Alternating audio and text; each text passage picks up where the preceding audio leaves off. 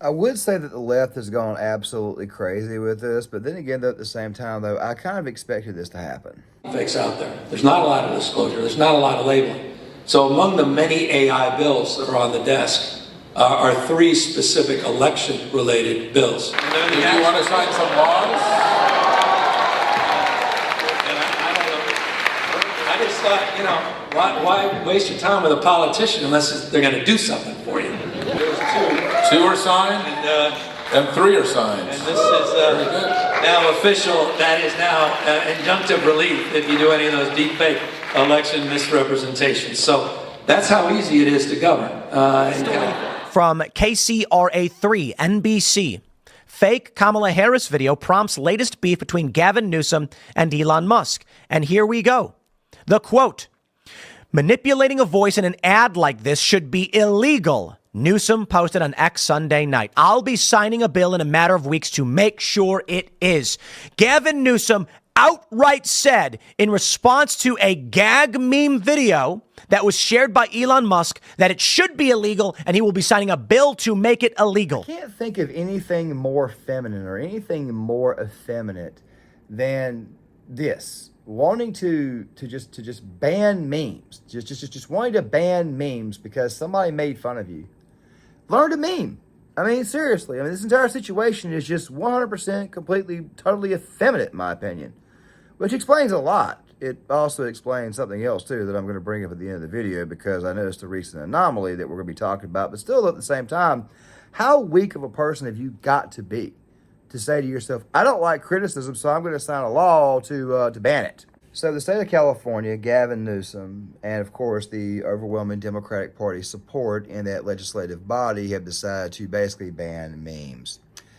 You know, the woman you're seeing in the B-roll footage, which, by the way, I don't think I need to play this clip. This same woman is hoping to get a advisory role in the Harris administration should it ever come to pass. That right there just obviously does not look good for the country, and that obviously is a pretty dangerous slope, especially given this woman's track record. So basically what this right here boils down to is anything we don't like, we're going to sign into law, we're going to ban it. That's how this entire situation started. And of course, you guys obviously heard the beanie guy at the very beginning, so don't worry, we'll be getting back to him here soon. So why did this right here come about? Well, turns out that what happened was that Elon Musk a while back retweeted a parody video. Here's some of it right here. Hi, Kamala Harris, and your Democrat candidate for president, because Joe Biden finally exposed his senility at the debate. Thanks, Joe. I was selected because I am the ultimate diversity hire. I'm both a woman and a person of color. So if you criticize anything I say, you're both sexist and racist. I may not know the first thing about running the country, but remember, that's a good thing if you're a deep state puppet. I had 4 years under the tutelage of the ultimate deep state puppet, a wonderful mentor, Joe Biden. Joe taught me rule number 1, carefully hide your total incompetence. Well, everything that Mr. Reagan was saying in that parody video was absolutely true. And don't worry, I'll link the full video in the description box for you guys to see. But look, I mean, my response to this would be simply put, look, lefties, stop making it so easy for us. That video, by the way, was created by the content creator, Mr. Reagan. I've watched Mr. Reagan for a long time. Very, very good content creator. Advise you guys go check him out if you're looking for that kind of content. But still, though, all it was just a comical video. And, of course, it's a video that the left, of course, would want taken down, especially left-wing politicians in an election year. They would probably demand it taken down at any other point in time. But then again, at the same time, though, seeing it is that it's an election year, it obviously should not surprise anybody. Now, guys, before we really dive into this video, I want you guys to know that today's doctor's appointment actually went pretty good, and I've been cleared to go work out. I know exactly what the hell is in front of me, and of course, obviously, I need to strive to do it, so let's do that. Also, something else to go on top of that, make sure you guys also click on the notifications, so that way you guys are notified when my videos get released. Also, one more thing, too, to go on top of that. The weekend's probably going to have probably 3-4 videos total. I'm going to want to come back to the whole desensitization thing again. And to go on top of that, there's probably going to be the 2 videos I plan on doing, also finishing up what happened on Pierce Morgan with Andrew Roberts talking about Daryl Cooper, because there's obviously a lot more to discuss there. And there may be one more video to come out this weekend as well. Yes, I'm going to be working out. I hope not to overdo it, but I'm obviously going to be making content too. So make sure you guys stick around throughout the entire weekend for more and more content that will be coming out. With that being said, let's go ahead and get to the actual story. Joe Biden finally exposed his senility at the debate. Thanks, Joe. I was selected because I am the ultimate diversity hire. I'm both a woman and a person of color. So if you criticize anything I say, you're both sexist and racist. I may not know the first thing about running the country, but remember, that's a good thing if you're a deep state puppet. I had 4 years under the tutelage of the ultimate deep state puppet, a wonderful mentor, Joe Biden. Joe taught me rule number 1, carefully hide your total incompetence. I take insignificant things and I discuss them as if they're significant. And I believe that exploring the significance of the insignificant is in itself significant. Talking about the significance of the passage of... All right, you get the point. Looking at here is a gag video of Kamala Harris saying she's inept, she's a diversity hire, Joe Biden's a puppet. All of these things are derogatory and obvious satire. And now I'm going to tell you why Gavin Newsom is a psychopath. They want to ban memes. He said he wants to make it illegal, and he will. They include a stupid thing being like, just tag it as parody. Okay. So is your argument, I can make a video showing Kamala Harris saying, once I'm elected, I am going to reduce Social Security benefits. Right there, you guys saw a pretty good amount of a parody video that was posted. And of course, Elon Musk posted. Now, before we go any further in the video, I want to go ahead and say this. Elon Musk and Gavin Newsom, which is what Mark Dice calls him, they've been going at it for a while here recently. Matter of fact, Elon Musk has been going at it with Mark Cuban here recently. Mark Cuban is threatened to buy X or Twitter. And Elon Musk politely reminded him that you don't have the money to pay for the product. I paid $44 billion for it. You're worth right around 30. Do us all a favor and shut the hell up. That was basically what the hell that boiled down to. And also to go on top of that, just before we move any further, there was a very funny Twitter exchange a while back between Elon and Gavin, where Elon endorsed Trump and Gavin said, so you finally bent the knee. And Elon, of course, responded with, well, you never get off yours. I thought it was absolutely hilarious. But of course, we're talking about Hillary Clinton. We're talking about the Kamala Harris campaign. We're talking about these people not being able to take a joke. Don't worry, this video right here from Mentus will also be in the description box, which kind of explains why it is that the left can't meme. And I'll probably find another video to place in the description box to explain why it is that the left gets triggered over memes. I will also be placing some information in the description box of Douglas Mackey. This right here is the gentleman who went by the Twitter handle Ricky Vaughn, who used to post memes. He got arrested, actually got locked up over memeing about Hillary Clinton. Yes, that right there is how hard these people want to crack down on free speech. Very, very fickle people. However, we're here to talk a little bit about why it is that these people are like this, and at the same time, though, why it is that these people love to, how do I say, accuse you of that which they are, in fact, guilty of. But before we talk about all that, let's go back in time a little bit. If you guys remember correctly, there was a video I did talking about Tim Pool filing a lawsuit against the Kamala Harris campaign. That lawsuit has been filed. Now, why am I bringing this up? Well, it was over the Kamala Harris campaign taking a clip out of context featuring Tim Pool and Laura Loomer. Now, Laura Loomer, if you know who she is, she can be a little bit on the crazy side, and Tim Pool is always, even though I don't agree with everything he has to say, and sometimes can be a little bit wrong, also lack a little bit of common sense in his political takes, or a little bit of knowledge. For the most part, he's always been pretty calm, cool, collected, and pretty consistent as far as I can tell. He's just slowly beginning to drift a little bit more and more and more to the right.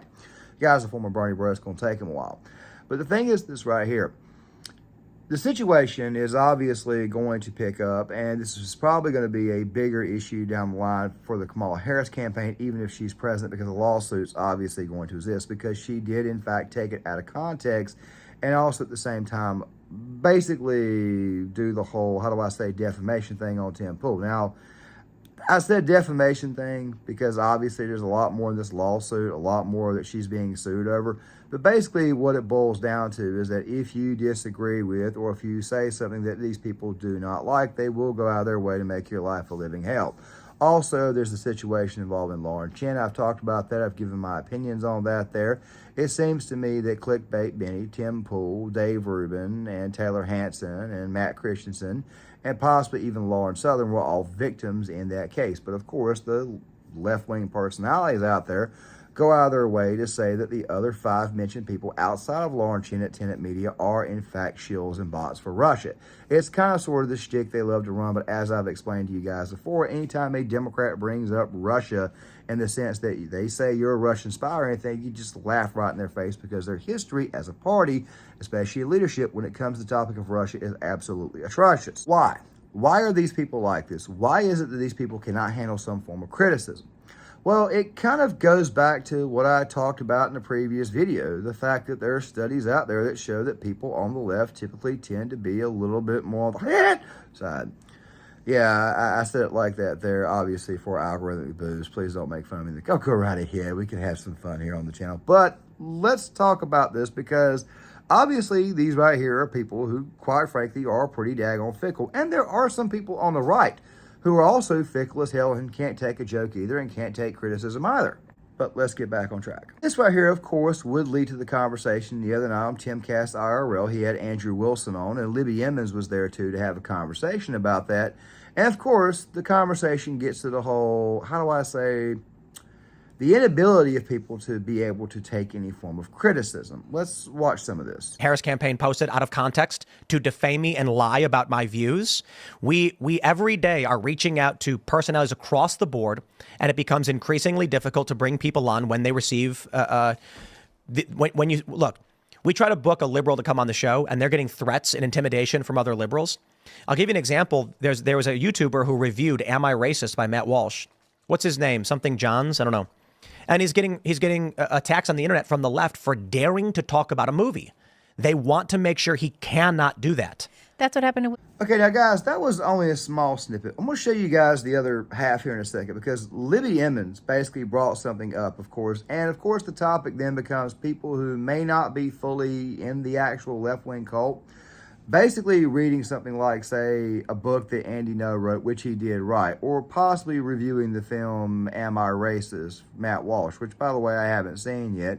Don't really have any intention to go see it because the money is, quite frankly, a little bit low at this moment in time. Yeah, I'm a broke guy right now. But the point is this right here. Even stepping outside their echo chamber is seen to be a bit of a crime. Check it out. Canceled from Mumford & Sons for reading and liking Andy No's book. He read the book. That's right. He said it was good, and he lost his band. They can't risk his thoughts straying Right? into I mean, that's uncharted, totally terrible insane. territory. Do you know how long does the Kamala campaign have a certain amount of time in which to respond? Do we have an expected response time? No idea. It's interesting. I like going after the Kamala campaign because the Democrats have been going after RFK mercilessly in every state. They launched lawsuits against states for erecting border walls because the Kamala campaign refuses to do it. They claim they're opposed to sex changes for minors while they sue the state of Tennessee for banning sex changes for minors. I mean, this is the most litigious administration. Well, I got to ask you, in this regard, I will just say this filing is about probably a crime to these people, because what Matt is pointing out, what Andy No was pointing out, is absolutely true, which makes you wonder exactly why it is these people are like this. Well, I've been saying for a very long time that these people, the leftist types, not classical liberal types, don't exactly believe in the thing called accountability. They have no self-awareness. And of course, there was actually a Cato Institute study on this. Now, the Cato Institute study that I'm referring to was one that was released back in 2020. And that same said Cato Institute study will be in the description box for you guys to check out. However, this was also covered in the book The Righteous Mind by Jonathan Haidt. I'll bring up both of them momentarily here in a second. But the thing is this right here, the Cato Institute study found that most conservatives and moderates don't publicly state their political beliefs out loud, mostly due to the fact that they fear that they're going to be ostracized, especially if they live in like big cities where there are a lot more left-wing blue voters at. And of course, those who are on the left are a little bit more open about their feelings as far as political candidacy is concerned. It's probably the biggest reason why it is they post some of the nastiest crap they can post on Twitter. Yes, there are right-wing trolls too. I'm not saying they don't exist. It just so happens to be that most trolls on the right typically tend to be, how do I say, a little bit cleaner, also a little bit funnier too. people on the left, and look, I've got a very, very dark sense of humor, but these people tend to go a little bit too far, just simply saying. Sometimes even sexual, for reasons that, quite frankly, anything sexual related in comedy is not required. It's an amazing thing to see with these people. Then we get the topic of leadership, presidential candidates, things of that nature there, and why it is that certain presidential candidates, the Harris campaign in particular, aren't exactly, how do I say, people who are kind to the whole topic of criticism. I mean, look, there was this poll that was released by the Teamsters Union that I'm showing you guys in the B-roll footage. You could probably think to yourself it probably doesn't relate, but I'm going to bring it up anyways. The poll release was showing that Trump was actually winning the Teamsters Union members, the workers themselves, poll about 40,000 people. They didn't endorse anybody, yet the Harris campaign, they're going out of their way right now to tell everybody that the Teamsters Union did in fact endorse them, when in reality they did not. It's open outright lies. Why in the world are you lying about something that obviously did not happen? Because it's really and truly kind of sort of all they have. It kind of goes to the whole thing about not being held accountable, even though Fox News recently called these people out for not doing any interviews, only one a sit-down interview that she did with Tim Walz at CNN that was a softball interview. And of course, Donald Trump goes to every single interview, answers every single question, and J.D. Vance also does the exact same thing.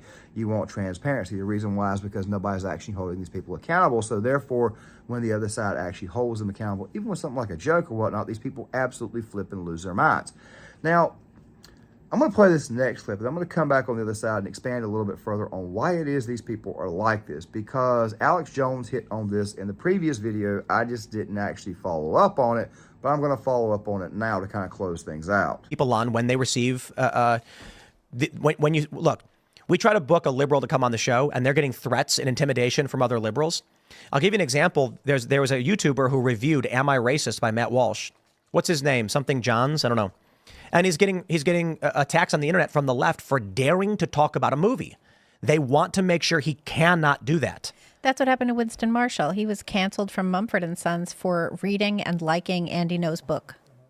He read the book. That's right. He said it was good, and he lost his band. They can't risk his thoughts straying into uncharted, that's totally terrible insane. territory. Do you know how long does the Kamala campaign have a certain amount of time in which to respond? Do we have an expected response time? No idea. It's interesting. I like going after the Kamala campaign because the Democrats have been going after RFK mercilessly in every state.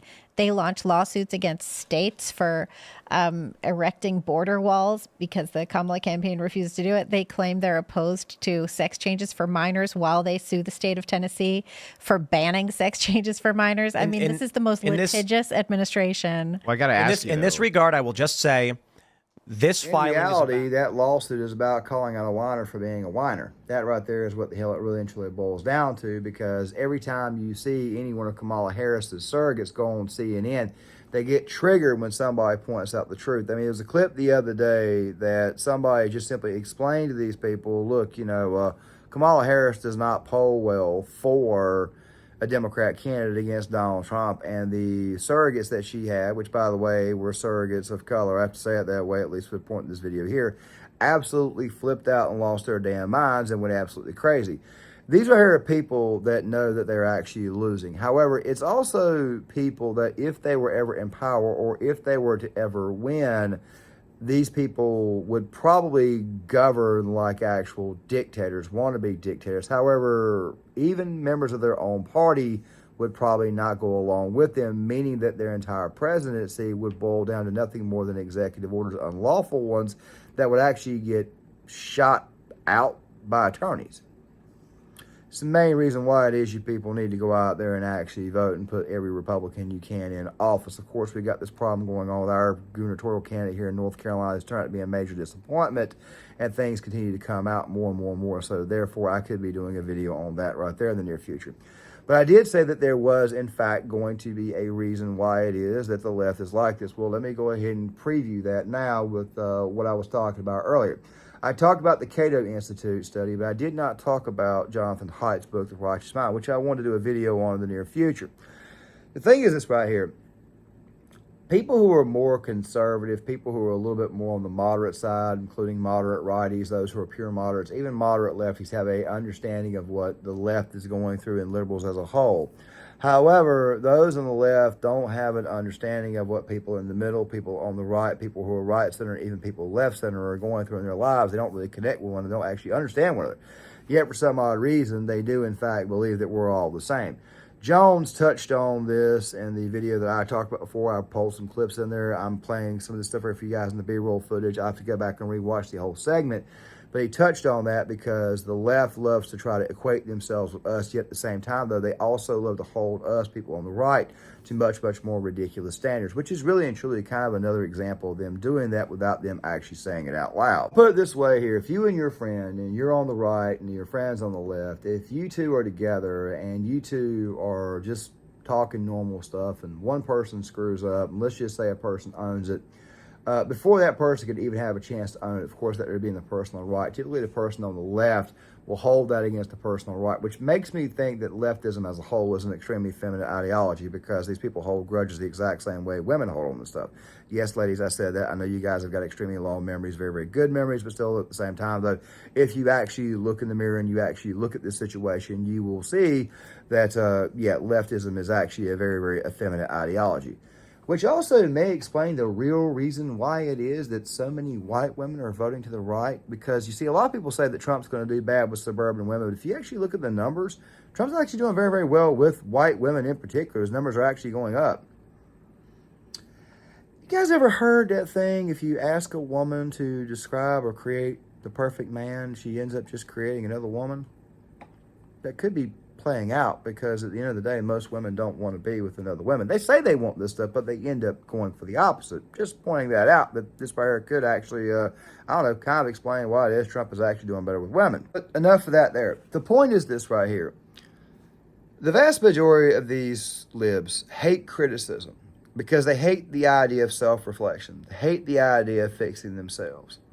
That right there is the reason why it is they want to ban memes. That right there is the reason why it is they want to go after free speech as much as they can. When they have the power, they will always find a way to abuse it. I mean, look at what the hell is going on with the North Carolina gubernatorial race, which, by the way, I just briefly mentioned earlier. The guy who's running for the Democratic Party nomination is the current sitting attorney general of this state. His office is the one that's leaking all the stuff on his Republican nominee. I'm talking about Mark Robinson. His office is the one that's getting this stuff out. He's actually, believe it or not, committing an impeachable offense should he get the governorship, which he probably will now. And Republicans are more than likely to keep the legislative body. The fact of the matter is obviously dirty politics. These people have been doing it for a very, very long time because at the end of the day, what the hell they really and truly are is just good old-fashioned children. Children that never really and truly grew up. Or they are extremely effeminate, which is exactly what leftism and liberalism is. But you guys, please tell me in the comment section what you think. Make sure you guys hit the like button, subscribe, share the video, sound off in the comment section. I will probably have another video out at 5 o'clock tomorrow, and there'll probably be a couple of updates. In the meantime, I'll see you guys later.